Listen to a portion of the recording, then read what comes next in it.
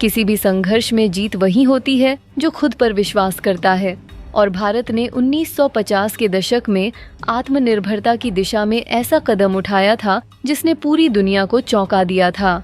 A-204 मारुत, ये वो नाम है जिसने न केवल भारत बल्कि एशिया को भी गौरवान्वित किया।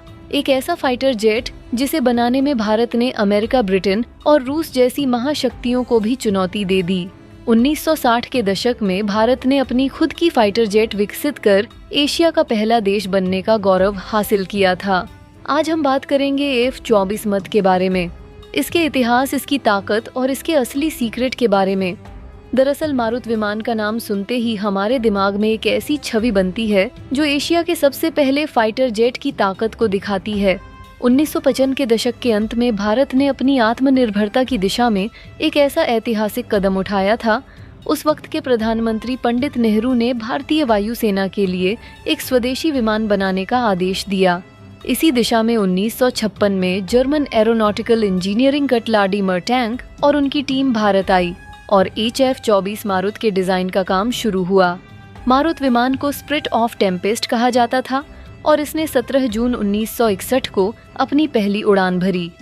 यह विमान भारतीय वायुसेना का पहला फाइटर जेट था और इसके निर्माण ने पूरी दुनिया को हैरान कर दिया था। इसकी ताकत इतनी थी कि यह ब्रिटेन और अमेरिका जैसे देशों के लिए एक चेतावनी बन गया।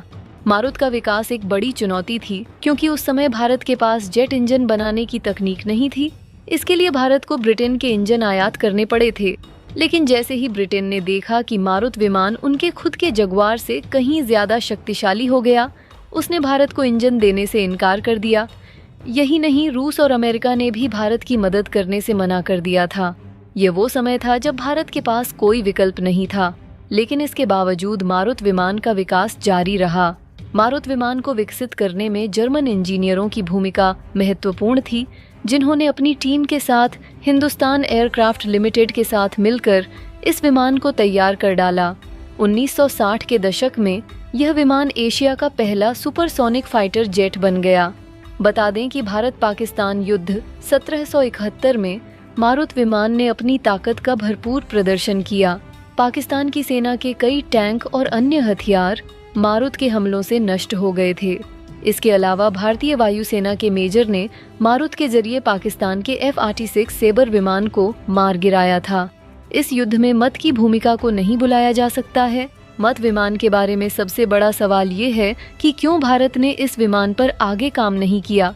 इसके लिए सबसे बड़ी वजह थी इसके इंजन की कमी।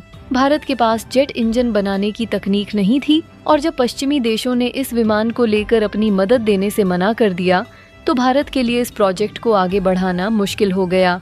आज पीएम मोदी के नेतृत्व में भारत एक बार फिर आत्मनिर्भर बनने की दिशा में काम कर रहा। आत्मनिर्भर भारत का सपना जो 1950 के दशक में पंडित नेहरू ने देखा था, आज भी हर भारतीय के लिए प्रेरणा का स्रोत है। अगर भारत ने मारुत प्रोजेक्ट पर निरंतर काम किया होता तो आज भारतीय वायुसेना के पास एक और अत्याधुनिक फाइटर जेट होता। मारुत विमान के बारे में जानकर गर्व होता है कि भारत ने 1960 के दशक में ही अपनी खुद की तकनीक में एक फाइटर जेट जोड़ लिया था। हालांकि रणनीति और तकनीकी कारणों से इस योजना को पूरा नहीं किया जा सका, लेकिन इसका इतिहास आज भी भारतीय रक्षा क्षेत्र का एक महत्वपूर्ण हिस्सा है।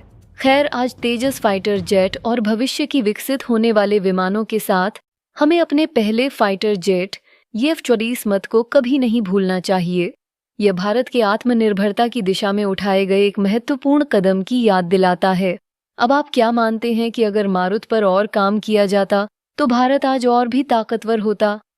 हाँ या ना में कमेंट कर जरूर बताएं।